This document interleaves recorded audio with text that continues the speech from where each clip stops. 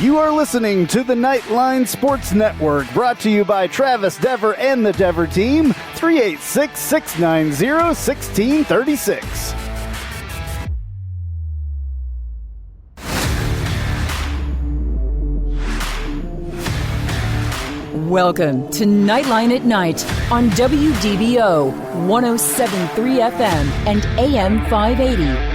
Night Nation's only call-in show goes live now. All right, hello Night Nation. This is Andrew Phegley. Hello Orlando, and this is Knightline at Night. We are live from the Dever Team studios, brought to you by Chad Barlaw, assisting injured veterans to get the help they deserve. Give Chad a call at 407-599-9036 or visit protectingvets.com. You can also call Travis Dever for all your New Smyrna Beach real estate needs, 386-690-1636. We're taking your calls, though, if you want to call us, 844-580-9326, 844-580-9326, or you can use the open mic feature on the WDBO app.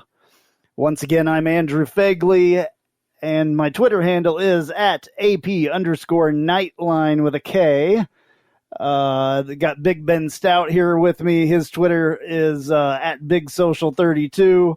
And we got Roger Phipps at Night Bengal. He's calling from the Santa Rosa Beach studios, and you can find all the rest of our content on NightlineSports.com. All right, well, spring football. Spring is in the air. Spring is in the air. Oh, goodness. So, yeah, that just came to me. But just out of the blue. It's been in the 90s temperature-wise the yes, last few days. The butterflies are flying around Andrew's head right now. My pool is getting warmer. I'm really excited about that. That's what I look forward to when it comes to April and May. My pool will get up to like a scorching 90 degrees, and it's awesome. Hey, I love it. My pool's being built right now, so I just can't wait for those days. You're getting there. You're getting there. Absolutely. All right, so spring football is definitely going on. They did their I think it was the 9th practice either today or yesterday. Not sure which day it was. But, 9 practices in. I think they get 14 or 15 or something like that, so they're getting there. 2/3 of the way. Yeah, and definitely good comments coming from everyone. There was an open practice again on Saturday, which, again, I was not able to make. Me neither. These things, Saturday morning at 10 a.m., and I understand. I get it. But I don't even get out of bed till about 10 a.m. I'm not getting up early and driving all the way to UCF for just to watch a practice. It's just not for me. Luckily, personally. a lot of fans are, though, so I think really it's great that they can see it. Yeah. I think it's great that if you want to do that, we can. No doubt. And it's been a long time since we were able to do that. And I love that they're doing it. It's just not for me on a Saturday morning. I hear you. Unless it's a real football game. Now, coming up April 10th, I'm going to go to the spring game. I always go to the spring game pretty much. And that's exciting. So April 10th. No, I can't remember what time that was. I think it's at noon. Is it at noon? As of now, I think it's at noon. Yeah. Unless they change it, I'm pretty sure Probably. Noon it is. Probably. So, yeah, that'll be a little bit of an early one as well. But they typically are pretty early. Well, noon. Yeah, it's April 10th at noon. I'm just seeing the thing. You can get your tickets through UCF. And then they're still selling some season tickets. Not very many left, though. That's a good thing. That's right. I really hope that they're going to let a bunch of people into the stadium for regular season games. We're still, waiting to hear on that. Right now, the spring game, they're saying at approximately 50% capacity, which there hasn't been 50% capacity for a spring game in a while, if at all. I know that the first Scott Frost one was pretty big. First Frost, yeah. But besides that, most spring games have maybe 5, 6, 10,000 at the max. Yeah. So I don't think we're going to worry about that. I think this one will be. It'll have a decent attendance for what's allowed and what's and what people are looking forward to. I think people are looking forward to seeing this we're probably not going to see much, but I mean, at least seeing a little bit of this new Gus Malzahn, form squad. So. Yeah, and he said that they haven't really done a lot as far as installing a bunch of stuff. A lot of foundation building. That's the word of the day. Yeah, let's hear what he had to say, actually, after the open practice that was on Saturday. Here's what he had to say after that practice. I had a good scrimmage today. It was our first scrimmage. I think overall we went 97 plays. Our quarterbacks were live, all but Dylan, which I think is always good for us to evaluate these guys. It's good for our defense. We let everybody play. We started out the practice with 4 live field goal blocks, which was very good. And then in the course of the scrimmage, we had 3 punt returns. We were thud on the ball carrier, but everything else was live. I thought it gave us some great information. During the scrimmage, we kicked field goals and kicked extra points. But overall, there's a whole lot to work on. We got a ways to go, but the good thing is I think our attitude is good. I think our guys want to get better. They want to be coached. But it gave us great information from a coach's standpoint of kind of where we're at. It's been a pretty solid first 2 weeks besides the scrimmage. But there's nothing like a scrimmage. That's when you as a coach, you're able to evaluate everything. Everything's clear, and so it was good. I did feel like overall our body language was good for the first time. We had officials out there. We put the ball down, just played old school football, and we paced some, and it was good for the offense and defense to feel that. All right. Well, it sounds good. Everything there sounded positive to me. Yeah. What I like about what Gus continually says, and the rest of the coaching staff for that matter, what I liked about they continually mention the word attitude and that the spirits are up. They're willing to learn. They're excited about learning this new system and getting to know the coaching staff. It's really great to hear. You can hear the excitement in Gus's voice when he talks about how great their attitude has been. They seem like, we've always known we have some great coachable guys, but it's great to hear that from Gus right away. All right, Roger. Yeah. For me, the thing to remember, folks, as Andrew said, we're just now getting fundamentals down, and by fundamentals, everything from O-line footwork to understanding where you're supposed to be, how the blocking schemes work, all that fun stuff. They've really got to hammer that home because they missed a bunch of time that you would normally have in all strength and conditioning and coaching and working together because we got a late start on our spring. That being said, to Ben's point, you hear that a lot. And in a lot of the player interviews, you're talking, I consistently hear the word brotherhood across both the offensive side of the ball and the defensive side of the ball, which in the past had not been there. So part of winning championships is really playing as a team. You saw that with Frost and people playing for each other. And what you're hearing out of this spring is not just learning the new offense, but coming together as a team. And I think that will pay dividends long term. Okay. Yeah, for sure. Yeah. It's obviously a big deal. Yeah.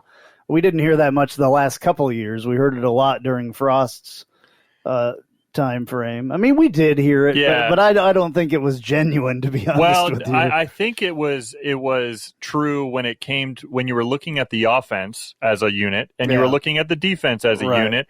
But to that point, Heupel, we always talked about being the head coach of the offense, right? Like he was that. There was kind of that separation with him and Shannon, and I think that what you're seeing now with a true, leader of the program. You're just seeing that establishment back. Well, and we've got one of the best guys there is out there to be a head coach. He's done it before, which is the biggest thing, honestly, because we've had 2 head coaches in a row that had never been head coaches before. Yeah. So, things that worked as an offensive coordinator, which both of them were before they were head coaches, may not work as a head coach, especially just, distancing between the 2 teams, offense and defense. That side of the ball, that does not work. No, it doesn't. Well at all. It doesn't. Well, that goes to the people skills. And like you said, that's time, right? That's, and again, we kind of talked about this on the podcast. The difference really for Gus is he has been more focused on building people. And that comes from that coaching, that high school background, right? He's from day one has been less talking about, okay, this is what we're going to do on the X and O's. He's been talking about getting to know players, bringing them together, investing in developing them as people. And I think that's going to pay off dividends. And to your point, Frost and Heupel. Wow, I'm getting to the point where I'm forgetting his name. Frost and Heupel, did not have that experience, and they did not have those soft skills that really is what a head coach needs to bring the team together. And you're hearing it in the energy, you're hearing it in every conversation, and you hear it from Gus, and it turns out to be what it appears to be is genuine, and people can read through that, and I think the team buys in because of it. Yeah, I agree. Yeah, so that's a good thing that we've got that going on. So yeah, there's a lot more here that I've got clips that I can play. Here's what Coach Malzahn wants to see for the rest of the spring and what kind of he wants to happen. Fine tune in the details. And, we talked about developing the foundation this spring because we didn't get a whole lot of chance to walk through. We didn't get a whole lot of chance to meet with our guys. We hit the ground running. So we're playing catch up, and we're just trying to lay the foundation. And that way this summer, when they're working out on their own, they can actually improve and they'll know exactly what's expected. So it's just more about the details. We're still not going to get real fancy the rest of spring. We're just going to try to get good. And I'll say this, we're trying to figure out what our strengths are, and we're going to build around our strengths. We're starting to understand that a little bit better.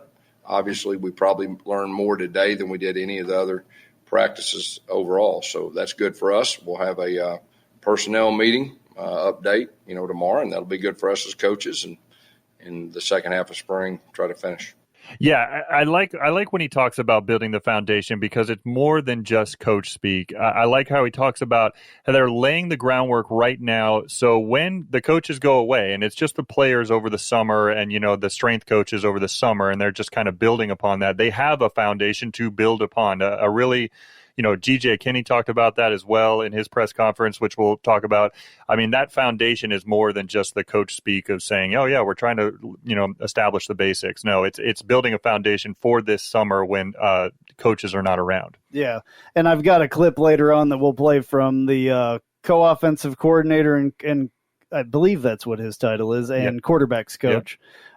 And he talks specifically about DG and the other quarterbacks a little bit. So I think it's the clip that I have is more about DG, Dylan Gabriel. And I mean, I believe that he said it in that interview. He's the guy. There's no, there's no question about that. No doubt about that. So yep. Obviously, I mean, we all know that. But he says some interesting things. I'm not going to play it this segment, though. I'm going to hold that one to play a little bit later. I will play this one real quick, though. Here's what Gus Malzahn said about the quarterbacks the other day.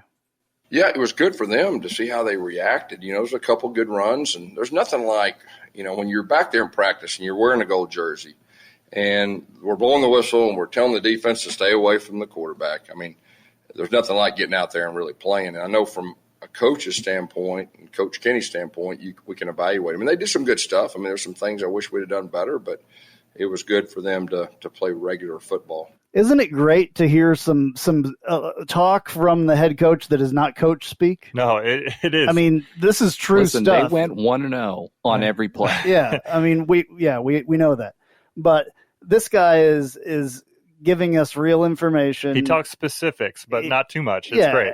Well, he knows what he's doing, but it's not. He's good with the media. He says he answers the questions. If he doesn't want to answer, well, I'm not going to talk about that. I've heard him say that maybe once or twice, not very many times. It was stuff that legally he probably would have had an issue with a recruit, I think is the only thing that he wouldn't answer. So he's done an incredible job so far. And we expect this, though, from a professional like him. No doubt. All right. Speaking of professionals, we'll be right back on Knightline at Night right after this. An auto accident can change your life forever. At Chadbar Law, we are raising the bar on what to expect from your personal injury attorney. Hi, I'm Chad Barr, and I want you to know that our entire team is dedicated to providing you with the representation you deserve in your greatest time of need. If you or a loved one have been injured in an auto accident, call 407-599-9036 for a free consultation or visit chadbarlaw.com. At Chadbar Law, our clients come to us in need and leave as family. Offices, Altamont Springs. Hey, this is Travis Dever, Kai's Real Estate, the Dever team, New Smyrna Beach. Your source for real estate and everything else, New Smyrna Beach. Proud sponsor of Knightline. Call me anytime at 386-690-1636. That's 386-690-1636. Let me show you my hometown, New Smyrna Beach, UCF's favorite beach. Go Knights and charge on. Looking for more out of your Porsche? Look no further than Flat6Motorsports.com. They have the widest selection of aftermarket Porsche parts anywhere in the world. With over 85 product lines and in-depth expertise, Flat6Motorsports.com is your one-stop shop for any Porsche performance needs. Whether you're shopping for intakes, exhausts, suspension, or tuning, they have you covered. Flat6Motorsports.com is the premier Porsche aftermarket specialist. Check them out at Flat6Motorsports.com. And now, back to Nightline at Night on WDBO 107.3 FM and AM 580. Call now at 844-580-9326. All right, back on Nightline at Night. I'm Andrew Phegley, live from the Dever Team Studios, brought to you by Chad Bar Law. Got Big Ben Stout here with me, Roger Phipps, Knight Bengal, Big Social 32 is Ben on Twitter. I am AP_Nightline on Twitter. We were talking during the break, and there's some guys now that are starting to schedule official visits, and that's been something that, you know, especially last recruiting cycle didn't happen. They had to do everything by Zoom or whatever, and so now finally these guys are getting to come to the campus and see what's going on. One guy that we're really a bit excited about, and you know, it is what it is. Gus Malzahn is going to offer anybody that he can. He's going to offer guys that we won't get, but we've said time and time again, I think I've said it more than anything else, you cast a big net and you're going to catch more fish. That's for sure. The bigger net that you cast. So he's casted his net. This guy is the number one weak side defensive end in the state of Alabama. So, and he's a number one player overall in the state of Alabama as well. So he's a big time recruit. Number 57 national, which is kind of weird, but whatever. 6'2", 335-pound weak side defensive end Jeremiah Alexander. He's got offers. I mean, we'll just run down the list here. Alabama, Auburn, Clemson, Florida, Georgia, Jacksonville State, they have no chance. LSU, Nebraska, South Alabama also has no chance. UAB also has no chance. UCF, Vanderbilt, Virginia Tech, Mississippi State. So, a couple of big time programs on the top of that list. So. Yeah, I mean, you know, Vanderbilt. What? No, just kidding. Well, yes, there's some big time programs, but where did our head coach come from? No doubt, Auburn, the second one listed there. Well, it starts with an A, obviously, but anyway, the biggest ones are at the top. Right, Auburn, Alabama, and Clemson. Not in that order. So you know. If he comes to campus, he obviously probably, Gus Malzahn already knows this guy. Mm-hmm. Gus Malzahn has probably been recruiting him for about a year, if not a little bit longer, if not 2 years. So he knows he wouldn't come here if he wasn't seriously considering it. You only get to take so many, visits, I think, official visits. I think it's limited. As a college recruit, yes. I believe that is still limited. It was limited back in the day. I think it's still limited now. I think it's still limited. But so you have to choose those wisely.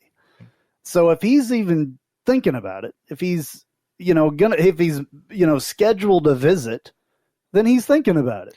Well, we're continually seeing these big name players and that are 5-star, nationally recruited players, nationally ranked players. We're winding up on their top 10, top 8, sometimes top 5. I mean, we're in the running for some of these, and they're showing it in their support on social media when they announce these. I think that it's only going to take one really big one, one 5-star, really. And I think I made a hot take a couple weeks ago or maybe a month ago, I don't know, but we would get one at some point within the next couple of years. I still say all it takes is one, and then some follow. Yeah. So to your point, there's only 5 official visits allowed per college recruit. Yeah, for well, that's D1. that's basic. Yeah, I didn't know the number, but that's what I was saying. You have to choose wisely. So if this guy, who's one of the best players in the country, number 57, and it has a down arrow, so for some reason he's dropped a little bit. He was number 46 at one point. Because he took an official visit to UCF. Probably, I don't know. But wow. But still being the number one player, there's a lot of good football players in Alabama. If you have Alabama, Auburn, and some other schools that are that Florida, good, Georgia, Clemson, right, in the state of Alabama. For sure. Oh, yeah, saying. I hear you. You're going to have some good high school football in Alabama as well. That's kind of just how it goes. If the colleges are really good, and especially Alabama, all these kids grow up and they want to go to Alabama or something, or Auburn or whatever. It's usually one or the other. They're usually, their families are usually one or the other in Alabama, especially. But these kids grow up and they're looking at those things. So if you can get one of those kids to spend one of their 5 visits to come to Florida, to come to UCF, that's a big, big deal. And I think you're onto something here because these big-time recruits, they all get invited to these national camps, right? So they get to know each other. To your point, they get to know each other on a more personal level, and they kind of start following each other. So you're right. If you see one of these big-time recruits decides that they want to play the next 4 years plus at UCF, then you could get some other big names. And to then follow. if they do really well and they go to the NFL after 3 years or whatever, more and more. Yeah. It's a snowball effect with kids and recruiting. They're all watching each other. You see them on Twitter. Congratulations to my buddy. He got an offer from this place. Congratulations to my buddy. He got an offer from that place. Yes. So, and then they're like, hey, come on. You saw DG, Dylan Gabriel, get a guy from Hawaii, a couple guys from Hawaii. Titus. Yeah, Titus, the big wide receiver, yep. Dylan Gabriel wouldn't be here if it wasn't for Mackenzie Milton being here. Fair point. Yeah. So, all right. Well, we're going to have a short segment here, but we're going to be right back on Knightline at Night. Stick with us. If you haven't figured it out yet, I love Tijuana Flats. I would love them even if they weren't a partner with us on the Knightline Sports Network. They have all kinds of great Tex-Mex food, and it's fresh, by the way. Made to order burritos, tacos, enchiladas, chimichangas, quesadillas, bowls, nachos, and taco salads. And if you haven't tried the queso, you are completely missing out. It is the best queso that I've ever had in my life. Absolutely hands down. And the sauce bar that they have, everything from wild to mild in there. Absolutely awesome, awesome stuff. Not only do I love the food at Tijuana Flats, but I love the company, a UCF-born company. And they give back to the community with the Justin Queso Foundation. So head to your local Tijuana Flats. Tex-Mex for everyone.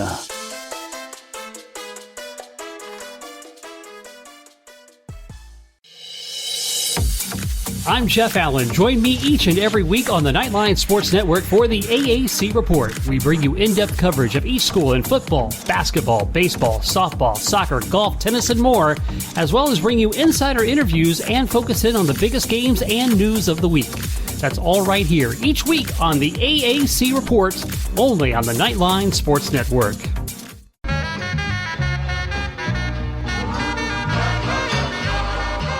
Welcome. This is a promo for the Take a Left at Albuquerque podcast, new to the Knightline Sports Network. You should listen to it. I say things like this. We need to stop blaming Jerry because we would do the exact same thing if we owned the Dallas freaking Cowboys. Do you know how much fun it is to own the Dallas Cowboys? My guests will say things sometimes like this. It's the Lord of the Flies thing that happens when they don't understand that things are wrong, spoiler alert, until Piggy dies. Lord of the Flies has been out for like 100 years. I don't even know. Sorry to everyone at home who I spoiled the book for. A book's been out for like 90 years or something. And sometimes, rarely though, I'll say really stupid things like this. If they don't make it out of the West and the Raptors get to the finals, I will go on either this show or whoever's show and say that Kawhi Leonard is overrated because I have too much evidence of it. New episodes drop every Friday with me and some of my good friends right here on the Knightline Sports Network. And now, back to Knightline at Night on WDBO 107.3 FM and AM 580. Call now at 844-580-9326. All right, back on Knightline at Night. I'm Andrew Phegley. We're live from the Dever Team Studios, brought to you by Chad Barr Law, assisting injured veterans to get the help they deserve. Give Chad a call, 407-599-9036, or visit protectingvets.com. You can also call Travis Dever for all your New Smyrna Beach real estate needs, 386-690-1636. We're also taking your calls if you want to call us. 844-580-9326, 844-580-9326, or you can use the open mic feature in the WDBO app. Once again, I am Andrew Phegley, AP_Knightline on Twitter. Got Big Ben Stout here with me at BigSocial32 on Twitter, and Roger Phipps at Night Bengal. He's from the Santa Rosa Beach studios. And you can find all the rest of our content on NightlineSports.com. There's a couple of podcasts there and all that. So it's a cool little website. No doubt. Check it out. Yeah, so check it out. We're talking UCF sports. We're talking spring football. That's pretty much what we're talking about, spring football, because that's kind of there's other stuff going on that we probably don't pay nearly as much of attention as football. Can I mention one of those other things really quickly? Yeah. One of those other things is volleyball this year. They're 14-1 so far. They just clinched the American Conference regular season championship. So congratulations to Todd Dagenet and the ladies of the volleyball team. They're just played spectacular last many seasons, but certainly this season's no different. And kudos to them. And they didn't have their normal season back in the fall. Usually that's when volleyball is played. So they played in spring, and they're set up for some great success in the eventual postseason coming up. Volleyball is really cool at UCF because they have their own arena type thing, the venue to play in. And that's where I used to play, but now they got the new arena. So did you play games there? So what is now known as the venue is essentially the old UCF arena where we played. When you played there, the arena wasn't built? The arena was not built. It was actually like a reflection pond almost. Yeah. So it was like a whole like drive up area. Yeah. I didn't even think about that. Yeah, it wasn't even there. And you're old. Yeah, I am old. But it is. Well, it was the new one was built in 2007. So yeah, Ben wouldn't have been there. The good news, and I want to kind of add on to your comment there, Ben. Back-to-back years that they are undefeated in the conference, and congratulations to Coach Todd Dagenet on his 250th win. Yeah, that's awesome. Yeah, UCF is lucky to have Todd Dagenet, no question, because he could be at any school. He's one of the best volleyball coaches that are out there, and like an all-around nice dude as well. One of the best coaches on campus, has been for a while, for sure. Yeah, he's absolutely a great guy. You're absolutely right about that. He's a great guy. Yeah, I follow him he follows me back on a lot of stuff, and just a really great guy. Mm-hmm. One thing I did want to mention as well, I got a little a note from a friend that said UCF has offered Appalachian State transfer kicker Riker Casey, redshirt freshman, is a native of New Smyrna Beach, Florida. So that could be cool. Yeah. I had heard that maybe we were looking for some kickers, maybe just another guy with a little bit of experience and redshirt freshman. I don't know I think he's one of the more higher rated kickers in the portal. So that's right. That'd be but interesting. Being from New Smyrna Beach, went to Appalachian State, I'm sure wants to come home. And that's the other thing. We talked about recruiting and all that stuff, but we really haven't mentioned the transfer portal that much lately. We've had a lot of stuff go on in the transfer portal, but that transfer portal is a brand new thing really to college football in the last year or so, because it's not a new thing, but it's a new thing because the rules have changed. That's right. A little bit. So it makes it a lot easier. Players don't have to sit out nearly as much. Some of them will still have to sit out a year, but most of them will not. So that kind of changes recruiting. Coach Malzahn has talked about that a few times. And, there's a lot of players that will be moving around. It's basically almost like free agency in college football. So don't be surprised when your roster of your college football team, even if it's not UCF, changes quite a bit. There's going to be guys leaving and going, Yes. Coming and going a lot more. And it's, it just is what it is. It's different. It's interesting the way you just put that, because we are going to kind of have to recalibrate ourselves as college sports fans, not just football, but any sport. But like the transfer portal has really transformed the way the player movement within college sports. And so we're going to have to not get too tied to some and also welcome the new players that come in. So it's interesting. And there's going to be some guys that are looking to move up, Give and take, obviously, or to restart their career. Mackenzie Milton, Florida State, That's this right. year. Looking to restart his career, looking to give Dylan Gabriel here the reins, and it's his, and he doesn't want to interfere with that, and then has the chance on a somewhat bigger stage to go and revitalize his career. And you can't hold this against these guys. It cannot be personal, because it's not personal for most of the players. Now, some players, of course, it's going to be a little, they're not going to like the coach or whatever. It happens. Unfortunately, some of your favorite players may transfer at some point, but we also can get, guys like Big Cat Bryant that we never would have ever had a chance to get in the past. And now he's coming to UCF, and I cannot wait. If you don't know who he is, he's a defensive end, was on Auburn's team. It was a second team all SEC player last year, will be something extremely special in the American and at UCF. In the conference alone, he will be an incredible player. So I said it a little while ago, he will win some kind of accolade. I guarantee it at the end of the season. Roger, go ahead. We've already been the beneficiary of the transfer portal. I mean, Trey Nixon, Aaron Robinson, bunch of different guys that have come in. Now, what I'm going to be looking for, and this is good for Gus too, because he's putting all these offers in front of these kids, and we've talked about this a little bit in the past. That puts us top of mind when they start entering the transfer portal, because they remember those guys that offered them the first time out. So that's a plus. But what's going to be really interesting to me is if we do start to level up these stars, as we think we're going to, and we've already started to do under Gus Malzahn, don't be surprised if you see other folks that came in that we expected to be starters maybe transfer elsewhere as well. So how much turnover are we going to get by bringing in higher rated or people like Big Cat to come in? How many folks are we going to lose to the transfer portal because of this? I think it just becomes a normal cycle as we level up our team. Yeah, and that's what I mean about just the give and take of a kind of recalibration of our brains as college sports fans. It's an interesting thing with the transfer portal, that's for sure. Yeah, and the easiest place to see that transfer portal is actually 24/7 Sports. Yeah.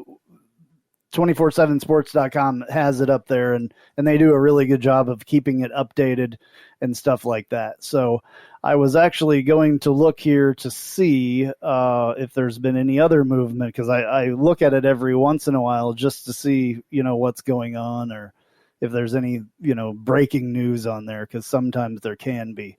But we've got a running back that was at Auburn coming in. We've got a couple wide receivers, a wide receiver from Colorado State that actually was at Auburn before. That's right. Got a wide receiver from Tennessee that's coming in. And that one's Brandon Johnson, right? Like that, we've heard a few good few good mentions about him in spring football so far. So that's good. Yeah, and Nate Craig Myers is the guy that is coming from Colorado State. He has already transferred a couple times, but you can do that. He just had to sit out the one time. You don't have to sit out this time, I guess. And I'm not sure what his situation is. Some players, there's all kinds of reasons that players transfer. So it's just one of those things, especially if you're on, back in the depth chart, way back in the depth chart, why not transfer to a lower division school or something where you might have a chance to play, or a lower conference that you might have. Daryl Mack, for instance, is going to Old Dominion University, and that's a place where he's going to really have a chance to play. He was buried in the depth chart here, unfortunately. It's just one of those things. And he's going back home. That's another emotional thing, exactly. And they're trying to restart their program after being, canceling their season this past year due to COVID. So yeah, that's an interesting situation there with Daryl Mack. Yeah, and we're not done. Yeah, we're not done. There's another guy, Tyke Smith. Keep your ears open on this, everyone. This kid is a former 4-star player, number 1 defensive back for West Virginia. Apparently, we're in the mix for him, and we're in his top 3, is what the rumor mill is telling us. So, this kid, he started 17 games over 2 seasons. He's got 61 tackles last year. He's a safety, and really would be a great compliment to Devon Wilson back there. Okay, yeah, cool. I'm going to get back to the point that I was trying to make. There's also a chance for kids to start over as far as like all the guys that got cut basically from our team last year who got in trouble. Guns and weed and all kinds of stuff. So those guys are getting a chance, like Randy Charlton. We all know that he was a good football player. He's going to Mississippi State. So he's actually maybe making a step up. You never know. Kenny Turnier, great player as well, that got in trouble, going to TCU, so it's an opportunity to have a second chance. And that is good. We can benefit from that, and it can hurt us as well. Yeah, I think that put and take is what we're going to see for sure. So it's interesting times in college football, but this also allows, kids that, I think that we kind of said this before, but kids that didn't go to UCF in the first place, that may have been recruited or whatever, this is their chance to they thought they were at that place. Man, I wish I would have gone to UCF. What was I thinking? This is pretty crappy here. I don't like it. Well, I can go back to UCF now. Well, it kind of goes back to what you're saying about casting a wide net, right? There's another reason why we're building all of these, and Roger was saying this as well. We're building all these relationships now and they may not come out of high school, but hey, they're going to remember that time when and the relationship that was built. Yeah, and the other thing with those 4 and 5 stars, or 3 stars, you can go, say, to Alabama, just as reference, because they're they've been national champions I don't know how many times lately. They're the end all be all of college football, supposedly. Well, most national championships, I believe it's 14. Well, we were in 2017 as well, but anyway. So you can go there as a 4-star, even a 5-star, and get buried on the depth chart. So why wouldn't you think about coming to a place like UCF in the American, which is a great football conference, and being a superstar? There's been one 5-star that has ever been on a G5 team, and that was the kid from Ed Oliver that was at Houston. That was a coup that they scored that guy. I don't know what the deal was. I don't know how that happened, but it happened. So if we can get one of those guys, and they should be able to walk in here and just take over. They should be awesome. All right.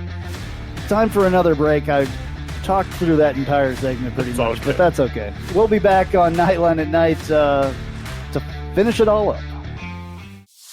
Hey, Jeep Wrangler owners, have you ever sat in your office at work and watched the rain just pour into your Jeep because the weatherman said that there was a 0 chance of rain? Or you put your doors back on because there was a 100% chance and then not a drop of rain fell? Well, there's a company out there that can help take the worry away and give you the peace of mind to be without your doors. The company's called Life Without Doors. They make waterproof rain curtains and dash covers for Wranglers. Life Without Doors is there to help make the decision to leave the doors at home an easy one. Find out more at lifewithoutdoors.com.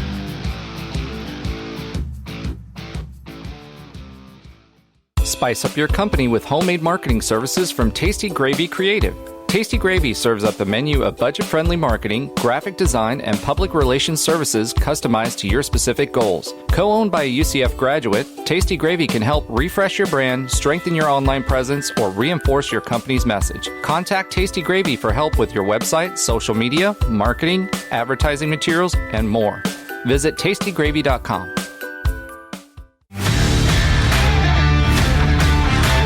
And now, back to Knightline at Night on WDBO 107.3 FM and AM 580. Call now at 844-580-9326. All right, back on Knightline at Night. I'm Andrew Phegley. We're live from the Dever Team Studios, brought to you by Chad Barr Law, assisting injured veterans to get the help they deserve. Give Chad a call, 407-599-9036 or protectingvets.com. All right, got Big Ben Stout here and Roger Phipps. This is into our final short segment here tonight. I talked about that clip earlier and I never played it. So this is GJ Kenny, and he is the co-offensive coordinator and quarterbacks coach at UCF. And here's what he had to say about Dillon Gabriel, our starting quarterback. First off, his leadership qualities are off the charts. He's got a great arm, great accuracy. He moves better than you think. I think extending the plays, getting outside the pocket, throwing on the run, maybe is a strength. He's a real guy. We knew that going into it, watching the film.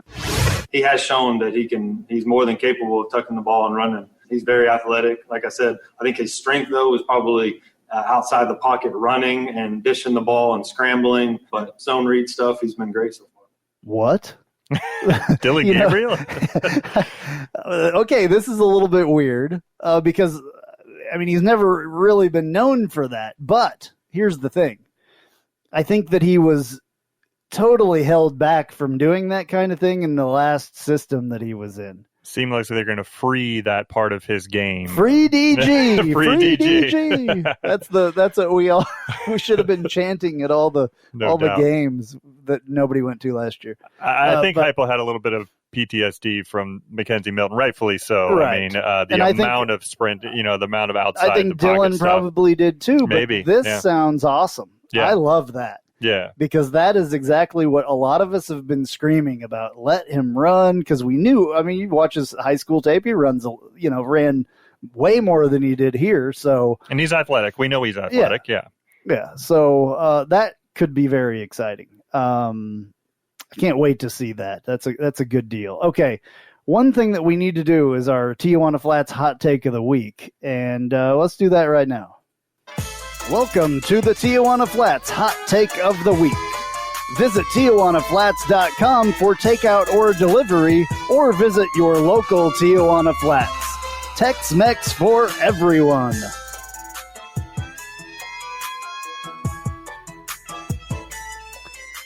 All right, Ben, start us off. All right, I hope I didn't take anybody's because I don't know what your guys' is, but I am going to go along that exact same lines that we just talked about. I think that for my hot take this week, I think that in the 2021 season, Dillon Gabriel is going to, and this doesn't sound like a lot, Dillon Gabriel is going to have over 450 yards rushing and 6 or more rushing touchdowns, which would be a big growth from this past season where he had only 169 yards rushing and only 2 rushing touchdowns. So again, I'm kind of sorry if I stole anybody's, but that was my hot take of the week. Yeah, you took mine. It was something like that, but all right, I'll have to think of something else. Roger? Well, quickly. I would one-up you on that, but we don't have enough time. So I'm going to say Richie Grant will be drafted as the second safety taken in this year's NFL draft. Okay. All right. That's good. That one. All right. Man, I don't know now. As you're quickly thinking, Pro Day is this Thursday, April 1st. A lot of great UCF prospects in that, so look out for any news coming out of that. I say, okay, here's my hot take. There we go. I got it. Thank you, Ben. No worries. 3 people from UCF will be drafted. I like that. 3 people from this class. I don't know, but I'm just saying 3. Let's hope there's a good chance. Yeah. Very good chance. Very good chance of those yep. 3. So that's kind of why I was saying that. So, all right. Well, the time is coming to kind of get out of here. So Thank you very much for listening. We'll be back next week. Go Knights. Charge on.